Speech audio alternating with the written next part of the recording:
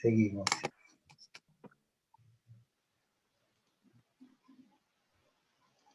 Bueno, entonces ven que el problema con Kant es que son demasiados conceptos que hay que tratar de asentar desde el principio. Pero acá lo primero es, ¿qué hemos visto? ¿Qué significa verdadero? Y después, eso verdadero solo se dice a través de formulaciones. Esas formulaciones son juicios. Y como vamos a ver inmediatamente, el problema que trataría Kant de resolver es por qué ni los racionalistas ni los empiristas pueden dar cuenta, pueden explicar el hecho de la física de Newton. Porque ahí es donde está el problema. Kant toma sobre sí una tarea, como podemos decir casi un llamado de la época, que, digamos, le imprima al pensamiento filosófico el carácter de un desafío, de una tarea. Siempre fue así, pero en este caso se muestra de un modo más explícito. Recordemos, bueno, Parménides y Heráclito y la solución platónica. Acá tenemos una suerte de restauración de una tensión casi del mismo tipo. Y como vemos, cada época necesita soluciones autónomas que correspondan a esa época. No podemos decir traer a Platón. Lo que sí podemos es aprender de la tarea platónica cómo en una circunstancia similar y cómo la resuelve. Y con eso mismo podemos ver cómo la resuelve Kant. Que vamos a ver también, tiene mucho de la solución platónica, como también tiene mucho de lo que hizo Aristóteles. En Kant podemos encontrarnos a los dos. Bien, los juicios, bueno, no sé si quedó claro lo de los sintéticos, ¿no? O sea, porque es esto de componer. Y claramente el predicado marrón no pertenece a la puerta en general, sino a esa puerta. Por eso hablamos de universales y necesarios, los analíticos, particulares y contingentes, los sintéticos. Particular porque es una verdad que se refiere a esto que está aquí, ahora, delante de nosotros. Y es contingente porque pueden ser de otra manera, o sea, las puertas pueden no ser marrones. Y ahí tienen ustedes una tensión, pero por otra parte, los juicios sintéticos sí aportan nuevos datos. ¿Por qué? Porque cotejan con la experiencia. Los juicios analíticos son siempre verdaderos, pero son estériles.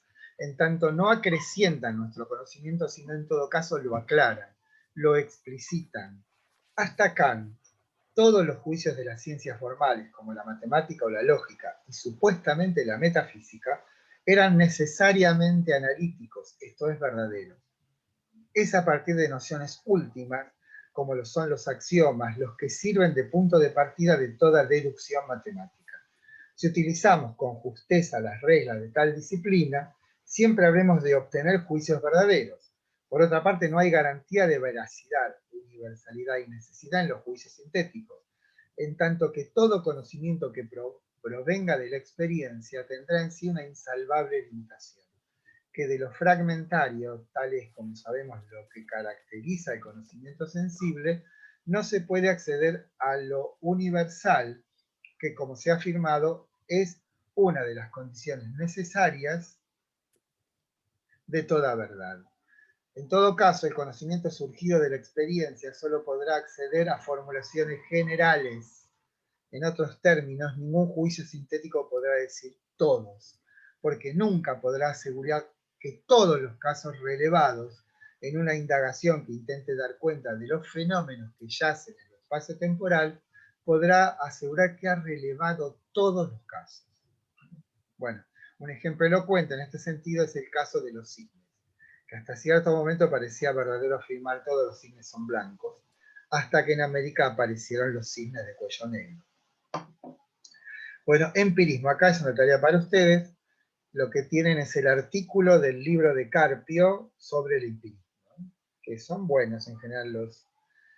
yo vi cómo nacía este libro porque primero eran los apuntes de los alumnos de las clases de Carpio, revisadas por Carpio e impresas eran como cuadernos anillados, me acuerdo. Bien, se denomina así a la corriente filosófica predominantemente angloparlante y que tiene su mejor expresión en David Hume, y que profesa la convicción de que el único saber posible es el que aporta la experiencia y por lo tanto no es concebible de verdad alguna que pueda sostener los caracteres de la universalidad y la necesidad. Es que lo que dice Hume es que de ninguna manera este trazo fugaz que imprime la experiencia en mis sentidos pueda de ninguna manera acceder a ser una verdad universal. Por eso esta frase de por ahora el agua hierve a 100 grados. No hay ninguna garantía de que eso sea necesariamente así. ¿Por qué? Por la contingencia de la fuente.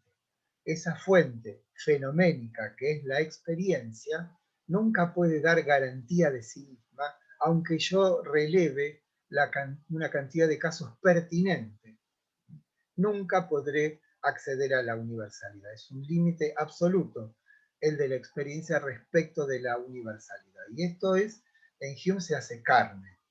Como ya les dije, lean Plon Uqbar Orbius Tertius. Ya la próxima clase voy a tratar de acordarme y leerles la frase de una lengua que carezca de sustantivos, porque justamente uno de los elementos más firmes de Hume es que no hay tal cosa como sustancia. No hay esto de la sustancia. Los agregados de predicados que se dan en una cosa particular es justamente eso, un agregado de propiedades, pero de ninguna manera hay un sustrato que sostenga de un modo permanente esas propiedades juntas. Bueno, por eso lo de Plon, que nombraba a la luna como redondo, brillante, sobre oscuro, ¿no? Todo esto como para, son solo propiedades o metáforas para poder decir, porque no podían decir luna. Bien, por otra parte el racionalismo, su contrario, afirma que las únicas verdades son aquellas que provienen de la sola razón y que adquieren su veracidad por partir de nociones indubitables. En tanto observan como única posible proveniencia la dotación de nociones a priori, esta es otra palabra clave en Kant, a priori quiere decir anterior a la experiencia, que están impresas en la razón y que, por supuesto, no provienen de la experiencia. Todo conocimiento se expresa entonces a partir de juicios analíticos, mientras que para los empiristas son válidos los juicios sintéticos. A propósito, a priori significa independiente de la experiencia. Tenemos entonces estas dos corrientes filosóficas que se oponen de un modo irreductible. Sus presupuestos son simétricamente opuestos y sus conclusiones por ende también. Debemos agregar que Kant se forma en la escuela racionalista, seguidor del pensamiento de Wolff, que a su vez, inspirado por Descartes y Leibniz, representa la forma más acabada del racionalismo continental. Lo que según Wolff otorga validez a su especulación metafísica es que el método de esta última es el mismo que el de la matemática y por lo tanto sus aseveraciones, la existencia de Dios dado el caso, tienen idéntica validez que las de su inspiradora ciencia matemática. Esto es muy importante porque será un descubrimiento decisivo en la economía del pensamiento kantiano, descubrir que la matemática y la metafísica no tienen métodos equivalentes. Por supuesto, la que va a salir mal parada de esta trifulca va a ser la metafísica respecto de la matemática. Y es muy interesante el descubrimiento kantiano, van a ver. Volvamos ahora a Newton. Hemos afirmado que una ciencia basada en la observación de hechos, la física, a través de la ley de la gravitación universal, describe el movimiento de todo ente espacio-temporal. Ahora bien, la pregunta decisiva es, ¿la ley de Newton es un juicio? Por supuesto que sí. Claramente respondemos que sí. En tanto, tal como se ha dicho, la verdad reside en el juicio. Ahora bien, ¿dicha ley es un juicio analítico o por el contrario es un juicio sintético? Acá está el asunto. Veamos que ambas posibilidades son inadecuadas. Si la ley de la gravitación universal fuese un juicio analítico, Newton debería haber partido de un determinado principio y habría deducido tal ley, ¿no? Como haría un matemático.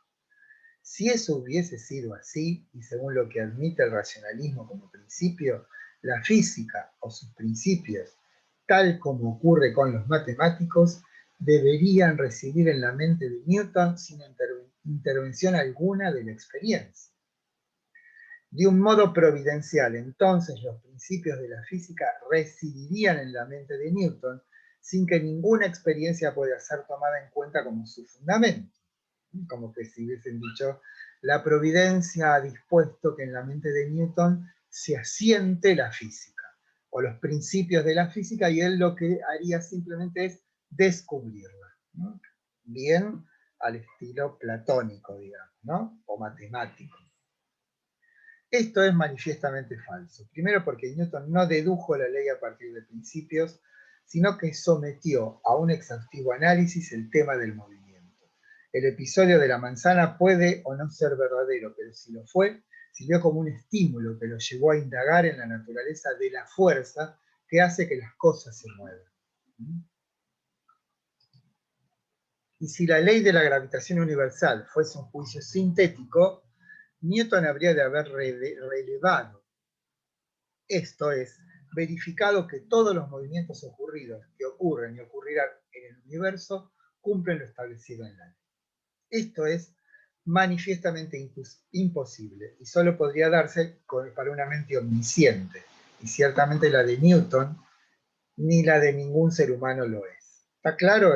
¿Me escuchan? Dígame, ¿está claro el por qué el pensamiento filosófico de la época no puede explicar la física de Newton? ¿Se dan cuenta? Eran ineptos, o mejor dicho, sus principios y conclusiones eran incapaces de dar cuenta, esto es, de explicar esa formulación que es la físico-matemática de Newton, ¿no? ¿Me escuchan? Sí, ¿no? Sí, sí, profe, sí, te escuchamos. Sí. Bien. Conclusión. Acá está, este es el principio de la trama. O sea, el asunto que hay que resolver está acá, exactamente acá. El pensamiento en la época de Kant no puede resolver un asunto que es de su exclusiva incumbencia. En tanto, se supone que la filosofía tiene la tarea de esclarecer los fundamentos del conocimiento, y esto hacerlo de un modo exhaustivo. Pero resulta que la filosofía de la época, empiristas y racionalistas, dada la naturaleza de su especulación, se muestran en absoluto incapaces de dar cuenta de un hecho. La física de Newton se cumple siempre, universalidad, y al cumplirse lo hace de una única manera, necesidad. La pregunta que subyace a este estado de cosas y que exhibe la incompetencia de ambos contendientes es, y acá está el asunto en amarillo, ¿cómo una ciencia de hechos, la física, puede haber concebido una ley que contenga conocimientos universales y necesarios cuando, según se sabe, los hechos de la experiencia, dada su fragmentariedad, jamás podrían dar lugar a este tipo de conocimiento, en tanto que ellas solo podrían aspirar a conocimientos generales? Esto es lo que tenemos que tener en mente y que nunca, aquí y ahora, ¿no? Este es el problema. Ninguno de los dos puede. ¿Y por qué no puede? Porque hasta ese momento una ciencia que se ocupe de estudiar los fenómenos que acontecen en el espacio y en el tiempo, jamás podría llegar a conclusiones universales y necesarias porque su fuente es contingente. Esto es, son hechos de la experiencia. Y como sabemos, esos hechos no pueden de ninguna manera dar lugar a verdades universales. Entonces ahí es donde aparece ese cortocircuito. No se puede explicar, o no lo pueden explicar. Entonces Kant dice, bueno, acá tenemos una tarea a realizar, que es cómo podemos hacer para explicar qué cosa es la física de Newton, ¿no? O sea, explicar quiere decir, y partamos otra vez de esta secuencia que dice, y es el leitmotiv de la crítica de la razón pura, ¿no? ¿Qué puedo conocer? Si el conocimiento se expresa en juicios, y estos juicios verdaderos dan lugar a lo que llamamos ciencia, a lo que llamamos leyes, el asunto entonces a indagar, y que el pensamiento de la época no puede determinar, la cuestión a indagar es cómo es que nosotros, seres finitos, podemos acceder, podemos componer, podemos enhebrar términos de tal modo que den lugar a juicios universales y necesarios, pero referidos a lo contingente, esto es, a la experiencia. De allí que, teniendo en cuenta el camino recorrido, estaríamos en condiciones de proponer lo que fundamenta la obra de Kant, Crítica de la Razón Pura. Podríamos enunciarlo de esta manera. Como ven el rojo es porque es muy significativo, porque lo que vamos a hacer a medida que vayamos progresando es ir reformulando una y otra vez esto que está en rojo. Debe existir una capacidad cognoscitiva humana capaz de elevar lo particular a universal. Ese es el asunto de la crítica. Debe existir una capacidad humana cognoscitiva capaz de elevar lo particular a universal. Esto es, nos desprendemos de toda visión providencial, de toda cuestión contingente, sino que vamos a indagar en la naturaleza del conocimiento humano hasta que podamos descubrir cuál es esa fuerza, esa capacidad que permite que un dato contingente, esto es, aportado por la experiencia, que como sabemos es siempre fragmentaria, debe haber algo en nosotros que sea capaz de tomar eso fragmentario y elevarlo a universal. Ese es el leitmotiv de la crítica de la razón pura. Descubrir, o sea, sumergirse en esto que llamamos nuestras capacidades cognitivas y descubrir cuál es el proceder íntimo del conocimiento humano que le otorga esa posibilidad de establecer verdades universales y necesarias, a pesar de que su fuente, su estímulo, esté en la experiencia. En otros términos, si lo que la experiencia nos da es fragmentario y hay una ciencia con juicios universales y necesarios, debiera existir una determinable capacidad cognitiva humana que sea capaz de tomar lo particular y elevarlo universal. Esta formulación está implícita en la pregunta que inaugura la crítica de la razón pura. ¿Qué puedo conocer? Y que se articula con dos explicitaciones. Van a ver ustedes, cada crítica responde a una pregunta. La crítica de la razón pura intenta responder a la pregunta ¿qué puedo conocer? Que tiene como, digamos, una suerte de escisión en otras dos preguntas. ¿Cómo son posibles los juicios sintéticos a priori? ¿Y es posible la metafísica como ciencia? Ese nombre, juicios sintéticos a priori, es el nombre que pone Kant a un nuevo tipo de juicios que hasta ese momento se los consideró como analíticos. Les doy ya el ejemplo, aunque venga después, pero no está mal esta cuestión de la repetición. Entre dos puntos la distancia más corta es una recta. Esa es una formulación verdadera para la geometría de Euclides. No para las geometrías curvas, sino para la geometría plana, que está, como saben ustedes, impresa en los postulados de Euclides. En unos pocos postulados, o a partir de ellos se establece todo el universo de la geometría plana, a través de un procedimiento deductivo, claramente. Pero aquí tenemos una formulación que es verdadera, universal y necesariamente para la geometría euclidiana, que tiene esta particularidad de decir la distancia en la recta, la distancia más corta entre dos puntos es una recta, ¿no?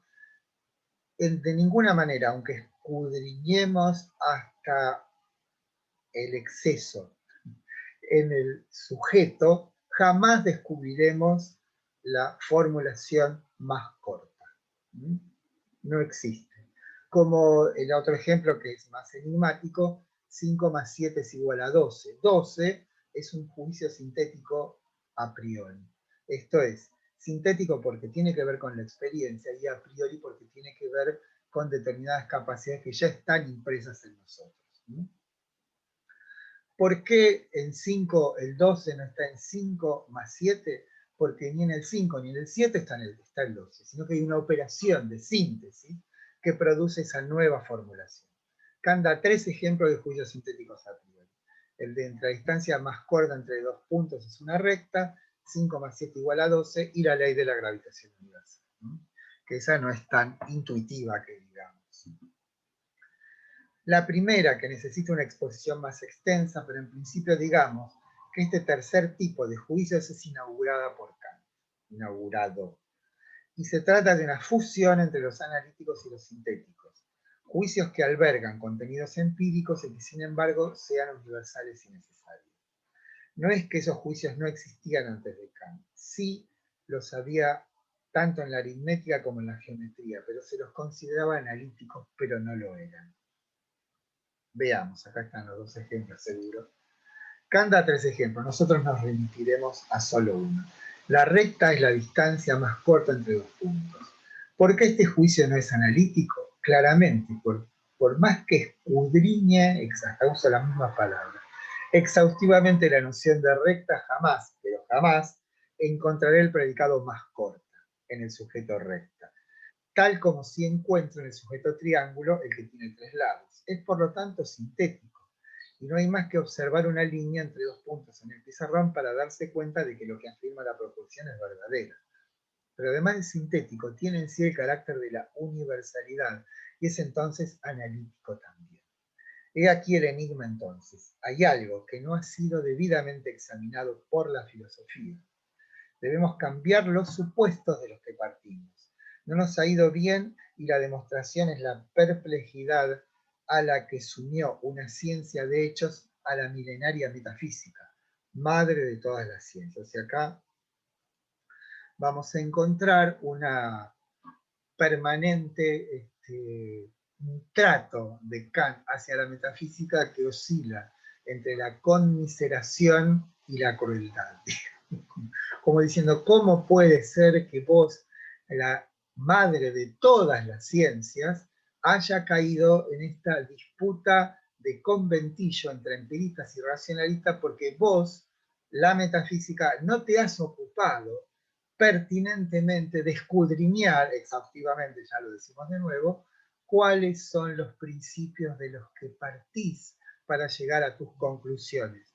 Debes hacer una a veces cruel tarea reflexiva y por fin determinar de qué principios partís para poder saber a qué resultado llegas. Bien, acá viene la terapéutica kantiana, o sea, qué es lo que hace Kant con todo esto. Y es lo que todo el mundo conoce, no sé si conocen, que se llama revolución copernicana. Pero vamos a ver que no es tan simple esto de la revolución copernicana. La terapéutica kantiana tiene un principio fundamental que es la adecuación al ámbito del conocer, lo que determinó Copérnico con su teoría heliocéntrica. O sea, es un traslado que hace Kant. Llama Kant a lo que sostiene su obra una revolución copernicana, esto es, si en lo que hace al conocer dejamos de regirnos por los objetos y llevamos nuestra atención al sujeto, sería quizás posible descubrir, entre otras cosas, el enigma que encierra la física de Newton. O sea, Kant lo toma como con esto, digamos, una cuestión casi política, podemos decir. Miren, muchachos, en la cuestión del conocimiento, basándonos en el testimonio de los objetos, no nos ha ido nada bien. Fíjense ustedes que ante este problema que suscita la física de Newton no quedamos balbuceando y no sabemos qué responder. Quizás sería conveniente hacer como hizo Copérnico, y acá es interesante ver que Copérnico no dijo a través de la observación del movimiento de los astros que era más conveniente una teoría heliocéntrica que la geocéntrica, sino que dijo, me parece que si elegimos esta perspectiva, los cálculos que determinan el movimiento de los planetas nos van a ser más fáciles. Porque fíjense las complicaciones que tendría la tolemaica, porque al no moverse la Tierra, pero en realidad se mueve, bueno, entonces es como decir, miren, por aquí ya nos fue mal, ¿por qué no intentamos por acá? No sé cómo nos va a ir, pero hagamos, digamos, transitemos por estos caminos a ver cómo nos va. Eso es la revolución copernicana. O sea, saben ustedes, como dice Carpi en el libro, que tanto empiristas como racionalistas coinciden en algo, son realistas desde el punto de vista de la teoría del conocimiento, o sea, de la nociología. ¿Qué quiere decir esto? Que ambos sustentan el conocer en los objetos y no en el sujeto. Por eso realismo, la palabra realismo viene de la palabra res, que en latín quiere decir cosa. Bien. Es en cierto sentido una apuesta que implica un cambio de rumbo radical en lo que hace a la indagación acerca de la naturaleza del conocimiento. Tengamos en cuenta que hay una coincidencia de base entre empiristas y racionalistas. Ambos son realistas en lo que hace al conocer. La palabra realidad deriva de res, que en latín significa cosa, pero más bien es asunto, ¿no? Como decíamos, vos estás en la cosa, ¿no? Estás en el asunto, estás en la pomada. La coincidencia estriba en que ambas conciben el conocimiento como un reflejo de las cosas, sean estas ideales o reales. Realismo nociológico es el punto de encuentro de ambas doctrinas. En todo lo demás, antitéticas, pero en lo que hace al conocer reconocen la soberanía del objeto sobre el sujeto. Así como Copérnico estima que la teoría heliocéntrica es más eficaz que la geocéntrica en lo que hace a la descripción exacta, anticipativa del movimiento de los astros, Kant lleva el giro hacia la hegemonía del sujeto en lo que hace al conocer. Será menester entonces abocarse a una analítica del sujeto. Esto es importantísimo porque, bueno, todo es importantísimo. Cuando pensemos análisis, pensemos en examen que busca descubrir los elementos últimos de lo que fuese. Algo así como, o sea, la palabra análisis quiere decir eso, separar. Pero no es una separación cualesquiera, sino una separación que intenta descubrir cuáles son los elementos básicos, últimos. O sea, último quiere decir que no los puedo analizar más. Entonces aquí tenemos como dos cosas. Por una parte, el giro copernicano. ¿Sí? Vamos entonces a indagar en el sujeto y dentro del sujeto en el conocer. Vamos a centrar nuestra atención en esto que llamamos el conocer. Y cuando lleguemos a esa zona, lo que tenemos que hacer necesariamente es un análisis. Y ese análisis nos tiene que llevar necesariamente a descubrir cuáles son las formas últimas de esto que llamamos conocer. No sé si han tenido oportunidad, pero en el discurso del método, que de Descartes, que inaugura todo este movimiento, dice, tiene 4 momentos, pero el primer momento dice, la primera tarea del método recuerden que dice camino hacia, metajo 2, lo primero que debemos hacer es analizar, esto es, descomponer el problema que enfrentamos en los elementos simples. Y después resolver cada uno de esos elementos que hemos fragmentado. Bueno, Kant en este sentido hace lo mismo. tenemos un asunto que es el conocer, entonces vamos a someter a ese asunto del conocer a un análisis. Y el análisis, y esto es lo importante, tiene un fin. Un fin quiere decir una terminación. ¿Termina cuándo?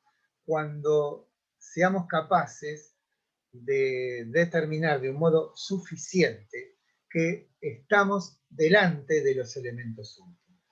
A la tarea analítica, una vez resuelto esto de determinar los elementos últimos, le sigue una recomposición. Esto es, nosotros partimos de un momento abstracto, que es tomar un problema y dividirlo en sus elementos. ¿Bien? Pero luego debemos tratar de recomponer ese todo. Van a ver cómo la crítica sigue esa lógica. Primero viene una analítica, y después viene una, si ustedes quieren, no es la palabra adecuada, una sintética, o sea, un momento de composición, donde, como después veremos, Kant no se satisface simplemente con decir, bueno, aquí están los elementos del problema y de alguna manera la fuente para solucionarlo. No, lo que hace es ir hacia lo último, ¿no? Es absolutamente, quizás el más radical de todos los filósofos. Por eso es tan interesante y cómo alguien que ha pensado a fondo necesariamente termina concluyendo con algo sólido. Bien.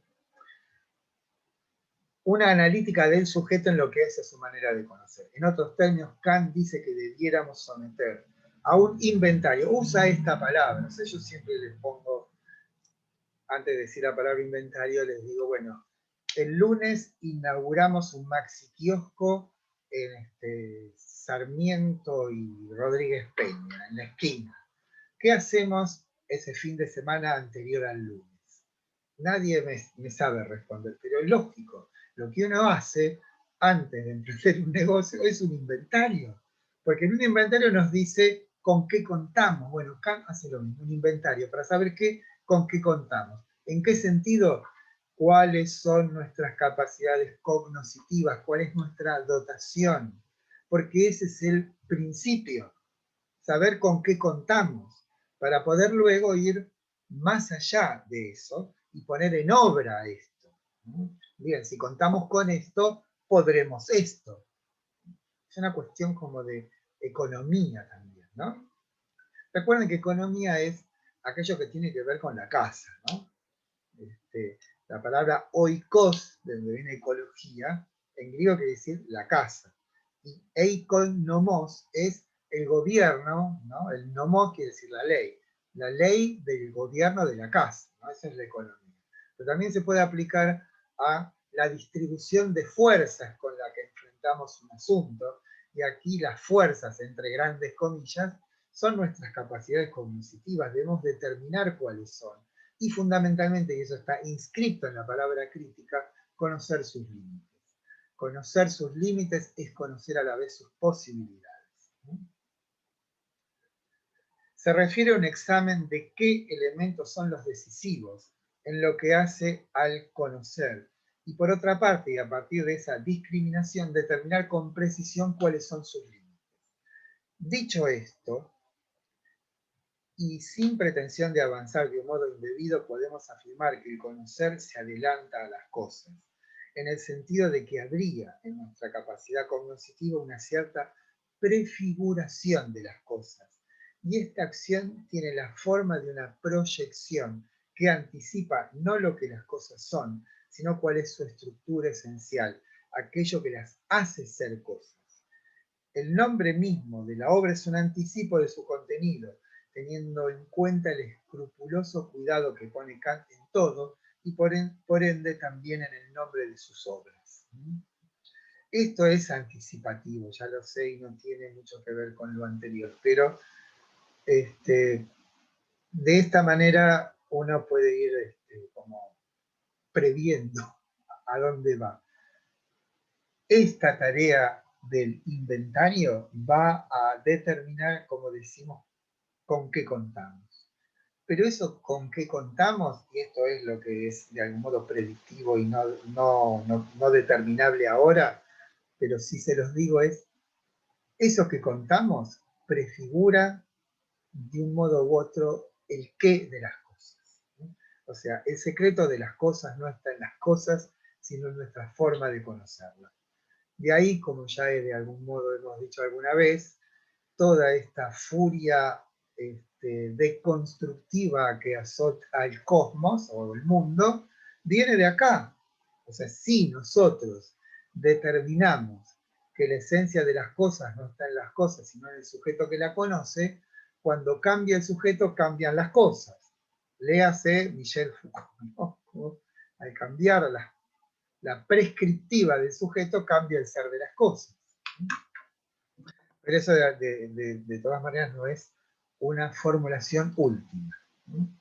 Bueno, vamos a terminar. Me parece que seguir otra secuencia más de 40 minutos va a producir